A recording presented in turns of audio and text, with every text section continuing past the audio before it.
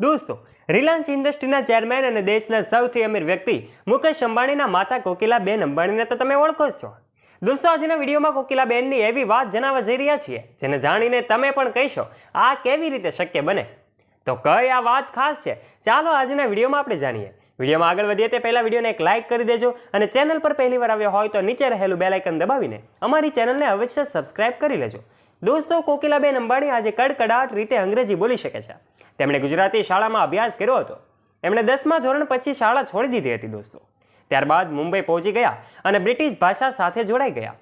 તો તેને અંગ્રેજી શીખવાની અને બોલવાની હિંમત કેવી રીતે મળી, આ એક મહત્વનો પ્રશ્ન છે. તમે અંબાણી પરિવારના ઘણા સભ્યોને અંગ્રેજીમાં બોલતા જોયા હશે. આખરે અંબાણી પરિવારનો દરેક સભ્ય ઉચ્ચ ગુણવત્તાવાળા શિક્ષણવાળો છે. ત્યારે આંતરરાષ્ટ્રીય શાળાઓ અને વિદેશી યુનિવર્સિટીઓમાં અભ્યાસ કર્યા પછી અંબાણી બિઝનેસની દુનિયામાં નામ કમાઈ રહ્યા છે. પરંતુ આ અંબાણી પરિવારનો એક સભ્ય એવા છે કે એક વ્યક્તિ એવી છે કે જેણે ન તો અંગ્રેજી માધ્યમની શાળામાં અભ્યાસ કર્યો છે કે ન તો ક્યારેય કોઈ વિદેશી યુનિવર્સિટીમાં પગ મૂક્યો છે, છતાં આવી રીતનું કડકડાટ અને સડસડાટ અંગ્રેજી બોલી શકે છે. દોસ્તો, તમે ગમે તેટલા હોશિયાર હો, એ હોશિયાર લોકોને પણ તેઓ ડિક્શનરી ખોલવા મજબૂર કરે છે. અને તે વ્યક્તિ બીજું કોઈ નહીં પણ મુકેશ અંબાણીની માતા અને નીતા અંબાણીના સાસુ કોકિલાબેન અંબાણી છે દોસ્તો. હા, પુત્રવધુ સુનીતા અને પરિવારના અન્ય સભ્યોની જેમ જ કોકિલાબેન અંબાણી પણ અસ્ખલિત અંગ્રેજીમાં બોલે છે.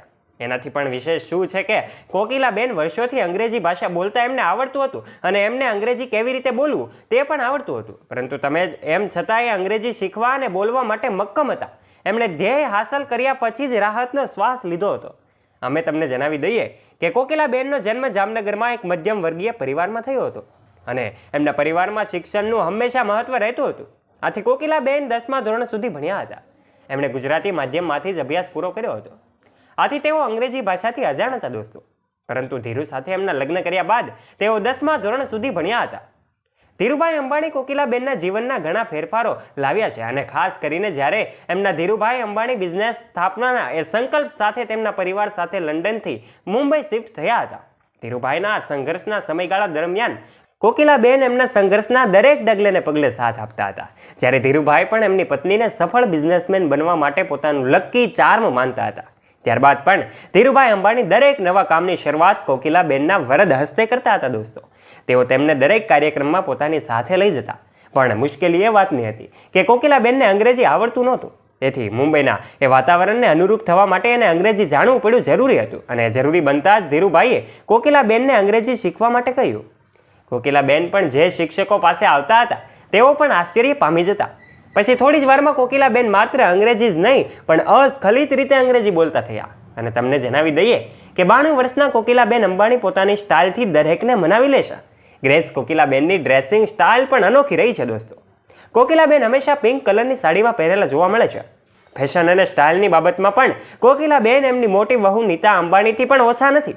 દોસ્તો, છેલ્લા કેટલાક સમયથી જ્યાં જુઓ ત્યાં બસ અંબાણી ફેમિલી છવાયેલી છે. પછી ગુજરાતના જામનગર ખાતે પ્રી વેડિંગ ફંક્શન હોય કે ધીરુભાઈ અંબાણીના જન્મસ્થાન ચોરવાડનું સેલિબ્રેશન હોય, જ્યારે હોય ત્યારે અંબાણી પરિવાર એમના ક્યારેક બર્થડે પાર્ટી તો ક્યારેક એમના લગ્નના કારણે સતત ને સતત ચર્ચામાં રહેતા હોય છે. પછી મુકેશ અંબાણી હોય કે પછી અનિલ અંબાણી કે એમની પત્ની એટલે કે મુકેશ અંબાણીની પત્ની નીતા અંબાણી હોય, તેઓ હંમેશા લાઇમલાઇટની નજીક રહે છે. કારણ કે મિત્રો, ભારત જ નહીં પરંતુ એશિયાના ધનિકોમાં એમની ગણતરી થાય છે. એવા મુકેશ અંબાણી અને એમના પરિવારની વાત એકદમ ન્યારી છે દોસ્તો. હંમેશા આપણે મુકેશ અંબાણીની, નીતા અંબાણીની કે પછી એમના સંતાનો એટલે કે આકાશ, અનંત અને ઈશા અંબાણીની વાતો કરતા હોઈએ છીએ, તો ક્યારેક વહુઓની વાતો કરતા હોઈએ છીએ. સાથે આપણે કેટલીક વખત અનિલ અંબાણી અને ક્યારેક એમના પરિવારની પણ વાતો કરતા હોઈએ છીએ. ત્યારે દોસ્તો, એક વ્યક્તિ એવા પણ છે, એક એવું પાત્ર છે કે જેના વિશે બહુ ઓછા લોકો જાણે છે અને એની વાતો ક્યારેય પણ થતી નથી અને તેઓ લાઇમલાઇટથી હંમેશા દૂર રહેતા હોય છે. જી હા દોસ્તો, આ વ્યક્તિ છે મુકેશ અંબાણી અને અનિલ અંબાણીના માતા એટલે કે કોકિલાબેન અંબાણી. મુકેશ અને અનિલ અંબાણીના માતા કોકિલાબેનનો જન્મ ગુજરાતના જામનગર ખાતે વર્ષ 1930માં થયો હતો અને તેઓ 10મા ધોરણ સુધી ભણ્યા છે. કોકિલાબેન એમના મોટા દીકરા મુકેશ અંબાણી સાથે હાલ મુંબઈમાં આવેલા એન્ટેલિયામાં રહે છે. આ એન્ટેલિયા વિશે તો તમે સાંભળ્યું જ હશે. એકદમ સરળ અને સાદું જીવન જીવવાનું પસંદ કરનારા એ કોકિલાબેનને સોનું પહેરવાનો બિલકુલ પણ પસંદ નથી. પરંતુ શું દોસ્તો, તમે કોકિલાબેનના ફોટા ધ્યાનથી જોયા છે? તો તમને ખ્યાલ આવશે કે તેઓ હંમેશા પિંક એટલે કે ગુલાબી રંગની સાડીમાં જ જોવા મળે છે. મિત્રો, મીડિયા રિપોર્ટ અનુસાર કોકિલાબેનનો મનપસંદ કલર પિંક છે અને એટલે જ એમની પાસે પિંક કલરની સાડીઓનું બહુ મોટું કલેક્શન છે. તમને જણાવી દઈએ કે ભારતમાં ગુલાબી રંગને શુદ્ધતાનું, પવિત્રતાનું પ્રતીક માનવામાં આવે છે. આ સિવાય એક એવી પણ માન્યતા છે કે ભારતના મહિલાઓમાં પતિના નિધન બાદ મોટા ભાગે સફેદ, લાઇટ પિંક કે પછી લાઇટ રંગના કપડાં પહેરે છે. ખેર, આ બધી તો માન્યતાઓ છે, પરંતુ કોકિલાબેનની સિમ્પલ સાડીમાં જ એકદમ તેઓ શોભી રહ્યા છે. કોકિલાબેન અંબાણી પાસે સૌથી વધુ શેર છે. જી હા દોસ્તો, ધીરુભાઈ અંબાણીના પત્ની અને મુકેશ અંબાણીના માતા કોકિલાબેન અંબાણી રિલાયન્સ ઇન્ડસ્ટ્રીમાં સૌથી મોટો હિસ્સો ધરાવે છે. આ કોકિલાબેન અંબાણી 1,57,41,322 શેર ધરાવે છે. જી હા દોસ્તો, આ આંકડો કોઈ નાનો આંકડો નથી, પરંતુ રિલાયન્સ ઇન્ડસ્ટ્રીમાં સૌથી મોટો હિસ્સો તેઓ ધરાવે છે, જે કંપનીમાં 0.24% હિસ્સો છે. તો દોસ્તો, આ કોકિલાબેન અંબાણી વિશે તમે શું કહેવા માંગો છો? આપનો મત પણ કોમેન્ટ બોક્સમાં કોમેન્ટ કરીને જરૂરથી જણાવજો. અને આ અંબાણી પરિવાર વિશે જો વિશેષ માહિતી તમારી પાસે હોય તો અમને પણ કોમેન્ટ બોક્સમાં કોમેન્ટ કરીને જરૂરથી જણાવજો.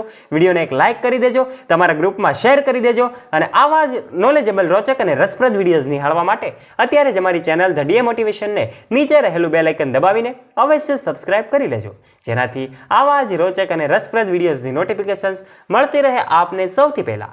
ચાલો ફરી મળીશું એક નવા વિડીયો સાથે. ત્યાં સુધી આપ સૌ દોસ્તોને જય હિન્દ, જય ભારત.